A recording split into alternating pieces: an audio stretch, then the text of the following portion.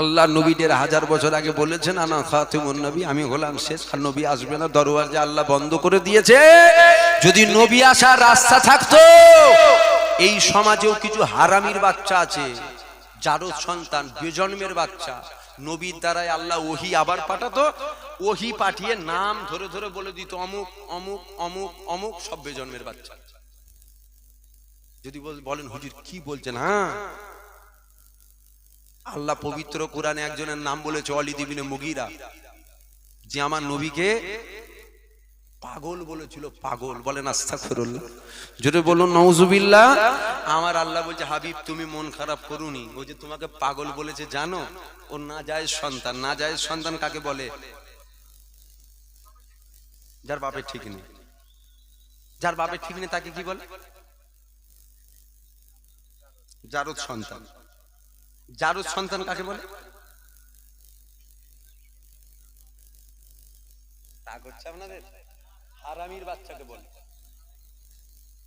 কাকে বলে? হারামির বাচ্চাকে বলে। হারামির বাচ্চা কাকে বলে? বেজন্মের বাচ্চাকে বলে, যার জন্মের ঠিক নেই।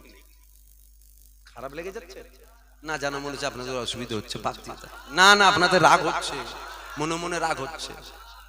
আরে আমার কথা তো আমি বলছি না, আল্লাহ কোরআনে ওয়ালিদ ইবনে মুগীরাকে বলেছে ও নাজায়েজ সন্তান। কেন?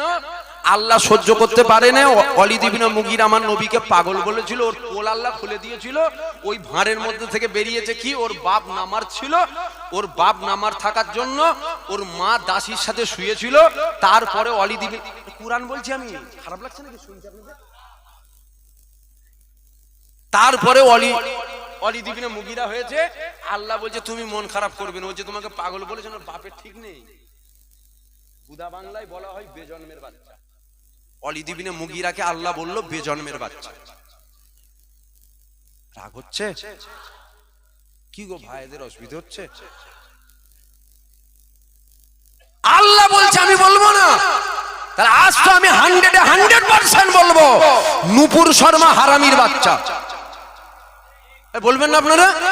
এতে যদি কারো গায়ে লাগে আমি কি করবো? আমি তো আজ 100